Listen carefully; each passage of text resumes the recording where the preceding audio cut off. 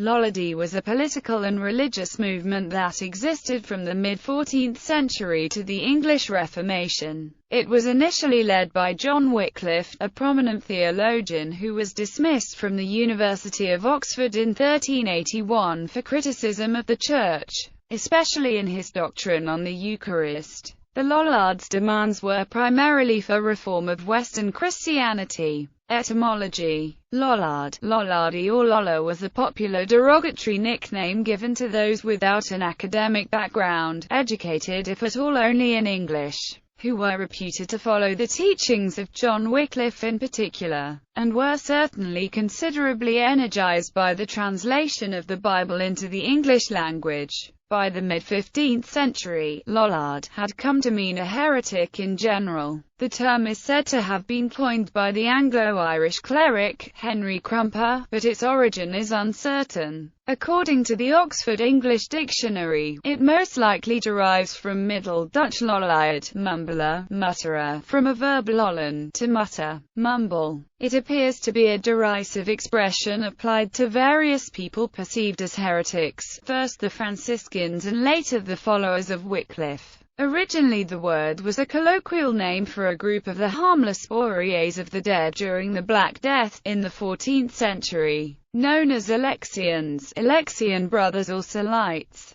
These were known colloquially as Lollabroders, mumbling brothers, or Lollhorden, from Old High German, lollen, meaning to sing softly, from their chants for the dead. Three other possibilities for the derivation of Lollard are mentioned by the Oxford English Dictionary: the Latin name Lolium, common vetch or tes, supposedly a reference to the biblical parable of the tes, after a Franciscan named Lollard who converted to the Waldensian way, becoming eminent as a preacher in Guyenne, then under English domination, influencing lay English piety. He was burned at Cologne in the 1370s. Coincidentally, a Waldensian teacher named Lollard was tried for heresy in Austria in 1315. Middle English lolla, a lazy vagabond, an idler, a fraudulent beggar, but this word is not recorded in this sense before 1582, while it is recorded as an alternative spelling of Lollard. Beliefs. One group of Lollards petitioned Parliament with the 12 conclusions of the Lollards by posting them on the doors of Westminster Hall in February 1395. While by no means a central authority of the Lollards, the 12 conclusions reveal certain basic Lollard ideas. The first conclusion rejects the acquisition of temporal wealth by church leaders, as accumulating wealth leads them away from religious concerns and toward greed. The fourth conclusion deals with the Lollard view that the sacrament of Eucharist is a contradictory topic that is not clearly defined in the Bible. Whether the bread remains bread or becomes the literal body of Christ is not specified uniformly in the Gospels. The sixth conclusion states that officials of the Church should not concern themselves with secular matters when they hold a position of power within the Church, because this constitutes a conflict of interest between matters of the Spirit and matters of the state.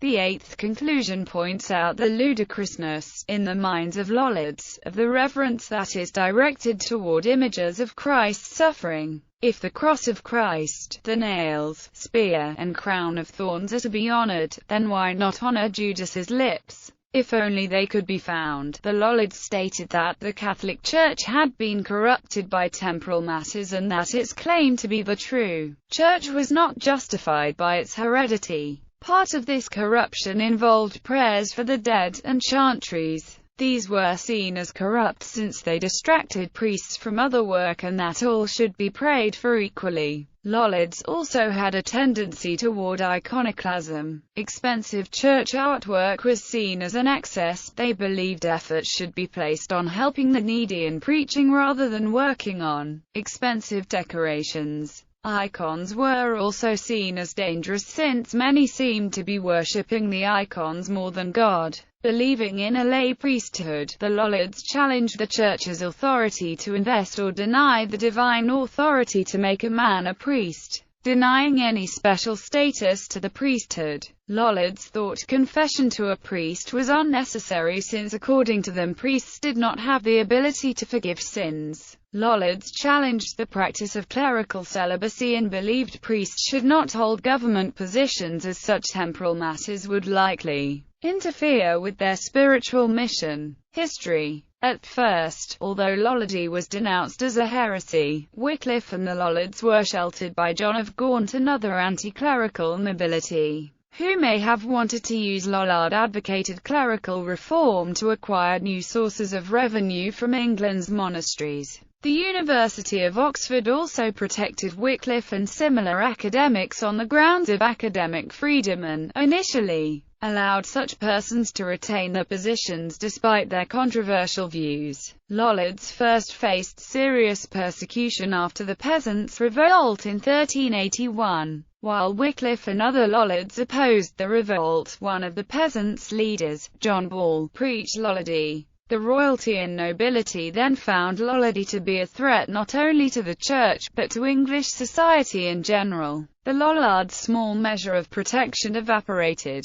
This change in status was also affected by the 1386 departure of John of Gaunt, who left England to pursue the crown of Castile. A group of gentry active during the reign of Richard II were known as Lollard Knights, either during or after their lives due to their acceptance of Wycliffe's claims. Henry Knighton, in his chronicle, identifies the principal Lollard Knights as Thomas Latimer, John Trussell, Lewis Clifford, John Peachey, Richard Story, and Reginald Hilton. Thomas Walsingham's chronicle adds William Neville and John Clanvow to the list, and other potential members of this circle have been identified by their wills, which contain Lollard-inspired language about how their bodies are to be plainly buried and permitted to return to the soil whence they came. There is little indication that the Lollard Knights were specifically known as such during their lifetimes. They were men of discretion, and unlike Sir John Oldcastle years later, rarely gave any hint of open rebellion. However, they displayed a remarkable ability to retain important positions without falling victim to the various prosecutions of Wycliffe's followers, occurring during their lifetimes. Religious and secular authorities strongly opposed Lollardy.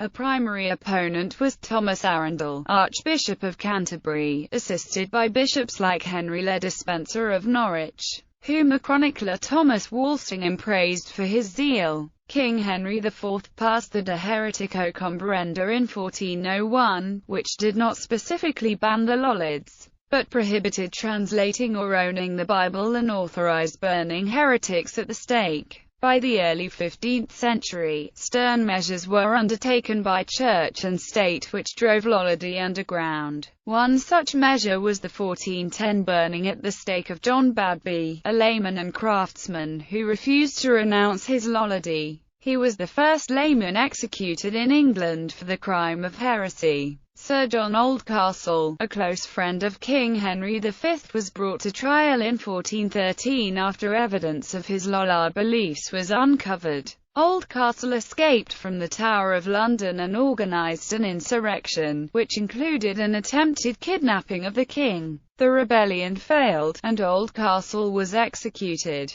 Oldcastle's revolt made Lollardy seem even more threatening to the state, and persecution of Lollards became more severe. A variety of other martyrs for the Lollard cause were executed during the next century, including the Amersham martyrs in the early 1500s and Thomas Harding in 1532, one of the last Lollards to be made victim. A gruesome reminder of this persecution is that Lollards Pit, in Thorpe Wood, now Thorpe Hamlet, Norwich, Norfolk, where memorabilia burnt. Lollards were effectively absorbed into Protestantism during the English Reformation, in which Lollardy played a role. Since Lollards had been underground for more than 100 years, the extent of Lollardy and its ideas at the time of the Reformation is uncertain and a point of debate. Ancestors of Blanche Parry and of Lady Troy had Lollard connections. However, many critics of the Reformation, including Thomas More, associated Protestants with Lollards.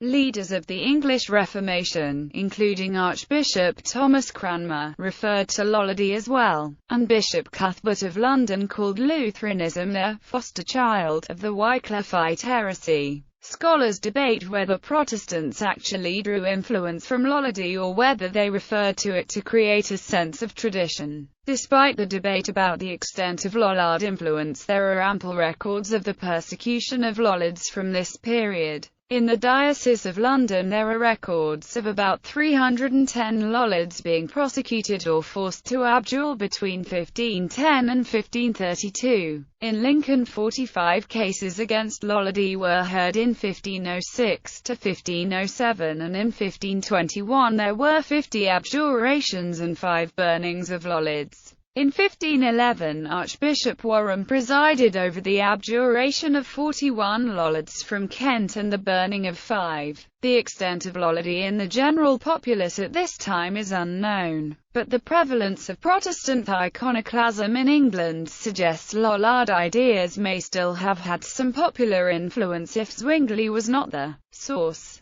As Lutherans did not advocate iconoclasm, Lollards were persecuted again between 1554 and 1559 during the revival of the Heresy Acts, under the Catholic Queen Mary, which specifically suppressed heresy in Lollardy. The similarity between Lollards and later English Protestant groups such as the Baptists, Puritans, and Quakers also suggests some continuation of Lollard ideas through the Reformation. Representations in art and literature. The Church used art as an anti-Lollard weapon. Lollards were represented as foxes dressed as monks or priests preaching to a flock of geese on misericords. These representations alluded to the story of the preaching fox found in popular medieval literature such as the History of Reynard the Fox and the Shifts of Reynardine. The fox lured the geese closer and closer with its words until it was able to snatch a victim to devour. The moral of this story was that foolish people are seduced by false doctrines.